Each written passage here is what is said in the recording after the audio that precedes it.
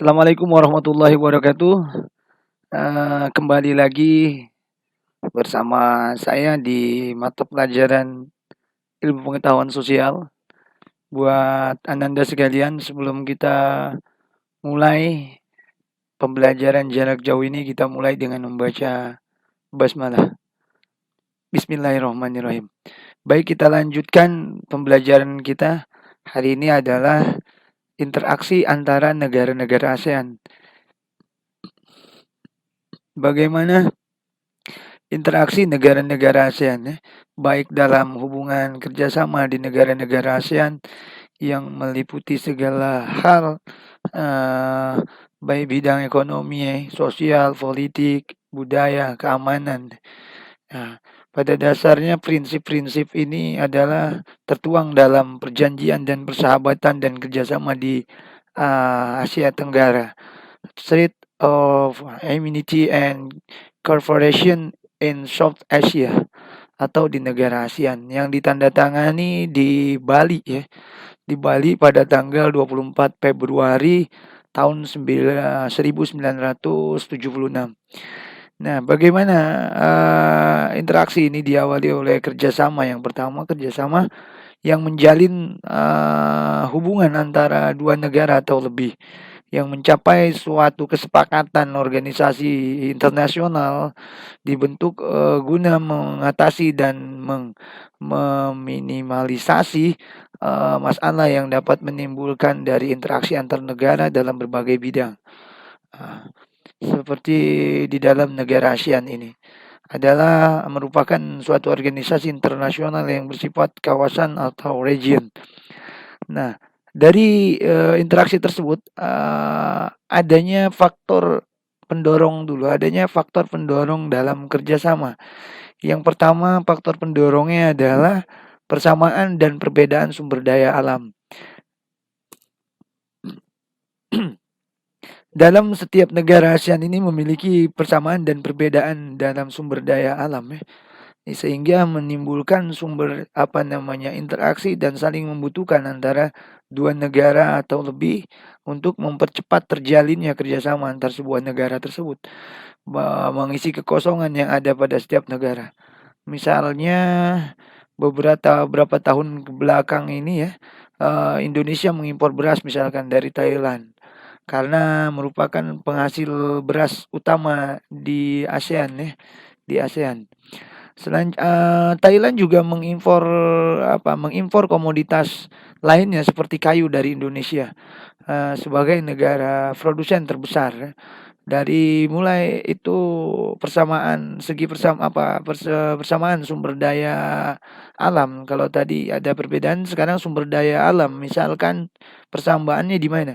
Indonesia dengan negara-negara penghasil minyak lain yang membentuk organisasi di bidang pengelolaan minyak secara terpadu ya, mengelola pengelolaan minyak bumi secara terpadu. Yang kedua, faktor pendorongnya adalah persamaan dan perbedaan sebuah wilayah di negara ASEAN. Walaupun negara ASEAN memiliki letak geografis yang sama seperti pernah saya uraikan begitu dalam sebuah penjelasan di lain kesempatan kemarin, bahwa negara-negara ASEAN tentu saja kondisi wilayahnya itu berbeda-beda. Ada perbedaan, ada juga persamaan. Seperti yang mendorong negara-negara ini bisa terjalin kerjasama, menjaga stabilitas keamanan di kawasan ASEAN itu sendiri.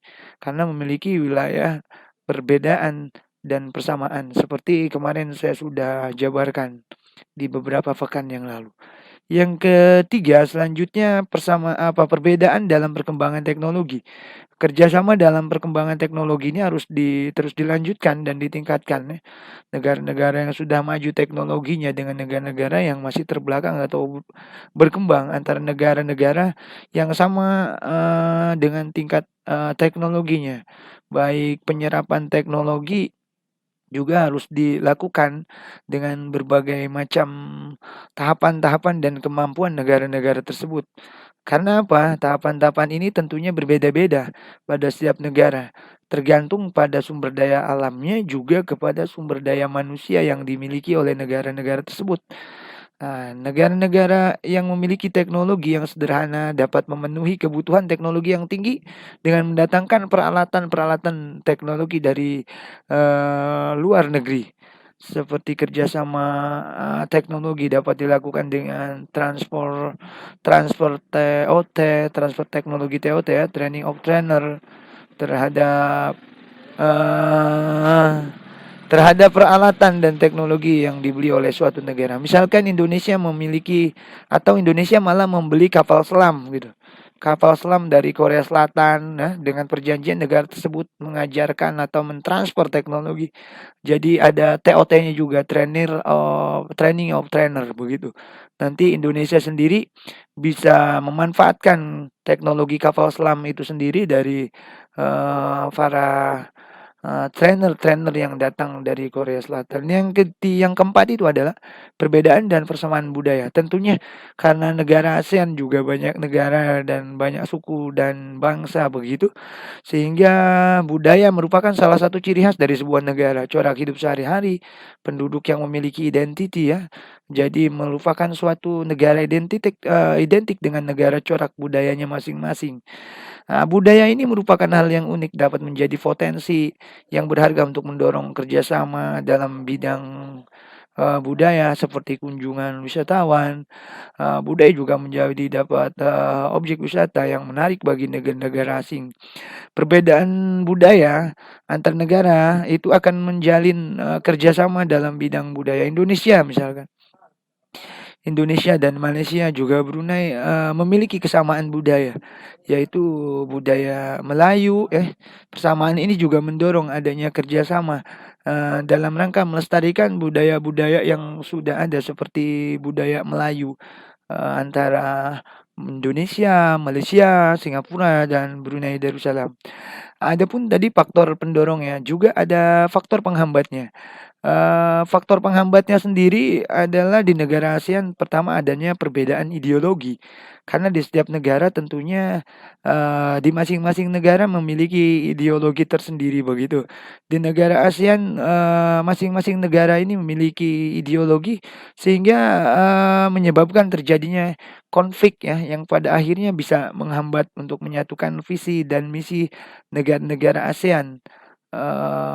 Negara-negara ASEAN tentunya. Contoh tentang Indonesia dan negara-negara jiran, negara-negara tetangga lainnya itu, sungguh, pasti dan sangat jauh, pemahaman atau memiliki ideologi tersendiri, begitu. Sementara Indonesia sendiri memiliki ideologi Pancasila, begitu. Kedua yang menjadi faktor penghambatnya adalah konflik dan peperangan. Terjadinya konflik dan peperangan akan menyebabkan situasi di negara-negara menjadi tidak kondusif, menjadi tidak harmonis begitu ya.